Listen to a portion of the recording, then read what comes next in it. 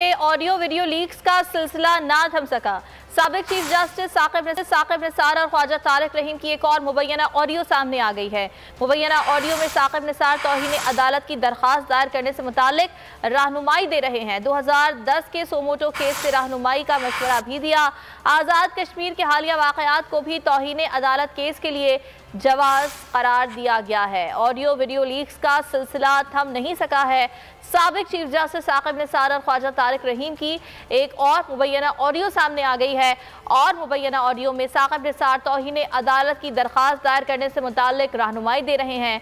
2010 के suo motu case से रहनुमाई का मशवरा भी से दिया गया।